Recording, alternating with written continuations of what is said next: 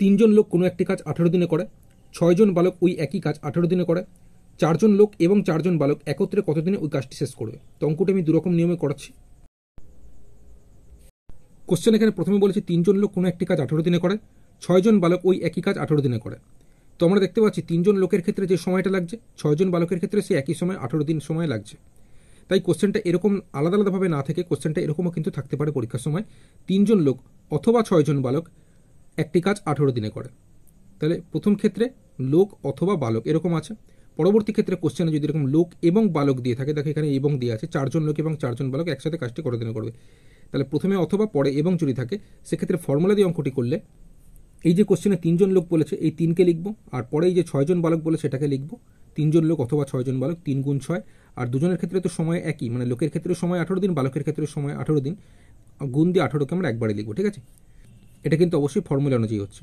আচ্ছা, এবার নিচে যেটা করব, লোকের সাথে বালক গুণ হবে, তারপর যোগ দিয়ে বালকের সাথে লোক গুণ হবে। ঠিক আছে, তো এখানে লোক এখানে 3 জন আছে আর এখানে বালক 4 জন আছে, তো 3 4 গুণ করলে 12 হচ্ছে। এরপর যোগ দিয়ে বালক এখানে 6 জন বালক আছে আর লোক এখানে 4 জন লোক আছে, তো 6 4 গুণ করলে 24 হচ্ছে। ঠিক আছে, আচ্ছা এবার দেখো নিচে 12 সাথে 24 যোগ করলে 36 হচ্ছে। এবার উপর নিচ কাটাকুটি করবো, 18 দিয়ে 36কে কাটলে 2 হচ্ছে, যেহেতু 18 দুগুণে 36, 2 দিয়ে 6কে কাটলে 3 হয়। এবার দেখো নিচে পুরোপুরি কেটে গেছে, উপরে 3 3 গুণ করলে 9 দিনে। অপশনটি 9 দিনে সঠিক উত্তর হবে। এবার অঙ্কটি আমি বুঝিয়ে করাবো, সেক্ষেত্রে বোঝানোর সুবিধার্থে একজন লোক সমান আমি 1m বা শুধু m ধরলাম এবং একজন বালক সমান 1b বা শুধু b ধরলাম। ঠিক আছে, তো সেক্ষেত্রে এখানে কোশ্চেনে প্রথমে বলেছে 3 জন লোক একটি কাজ করছে 18 দিনে, একজন লোক যদি সমান m হয় তাহলে 3 জন লোক সমান 3m হবে। তাহলে 3 জন লোক যে কাজটা 18 দিনে করছে সেই কাজটাই 6 জন বালক বলেছে, একজন বালক সমান আমি b ধরেছি, তাহলে 6 জন বালক সমান 6b, তাহলে 6 জন বালক সেই কাজটা 18 দিনে করবে, মানে 6b গুণ 18। ঠিক আছে, 3 জন লোক যে কাজটা 18 দিনে করছে, 6 জন লোক সেই কাজটাই 18 দিনে করছে, তাই মাঝখানে সমান চিহ্ন দিয়েছি। মাঝখানে সমান থাকায় এবং এদিকে এরকম গুণ থাকায় দুপাশেই 18 18 আমি কেটে দিতে পারি। এরপর এখানে 3 দিয়ে যদি 6কে কাটে কত হবে, 2 হবে।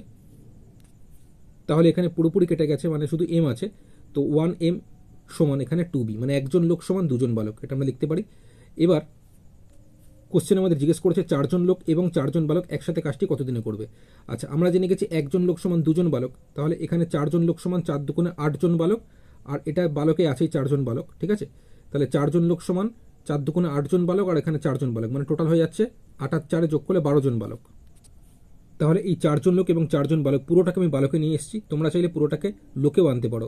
ঠিক আছে, যে কোনো একটাতে আনবে, তো আমি পুরোটাকে বালকে নিয়ে গেছি। তো 4 জন লোক এবং 4 জন বালক মানে পুরোটা নিয়ে 12টা বালক, তাই তো। তো 12 জন বালক কাজটা কত দিনে করবে এটা আমাদের বের করতে হবে। যেহেতু আমি এখানে বালক নিয়েছি তাই বালক কাটার জন্য তোমরা এখানে কোশ্চেনের লোক নেবে না, এই বালক নিয়ে কাজ করবে। এই যে দুটো লাইন আছে, 3 জন লোক একটা কাজ 18 দিনে করে, এটা নেবে না, এইটা নেবে। 6 জন বালক ওই কাজটি 18 দিনে করে, 6 জন বালক মানে 6b গুণ 18, অর্থাৎ 6 জন বালক যে কাজটা 18 দিনে করছে সেই কাজটাই 4 জন লোক এবং 4 জন বালক মানে হচ্ছে 12 জন বালক সেই কাজটা কত দিনে করবে, এটা আমাদের বের করতে হবে। তো দেখো এবার দেখো দুই দিকে বালক বালক যেহেতু আছে তাই এখানে বালক বালক মানে বিবি কেটে দিতে পারবো। যদি এই পুরোটাকে আমি লোকে নিয়ে আসতাম তাহলে কিন্তু আমাকে প্রথম লাইনটা 3m গুণ 18 এখানে করতাম, তাহলে দুদিকে mm কাটতো। ঠিক আছে, অবশ্যই খেয়াল রাখবে তোমরা। আচ্ছা, এইবার দেখো আরও কাটাকুটি যাবে, যদি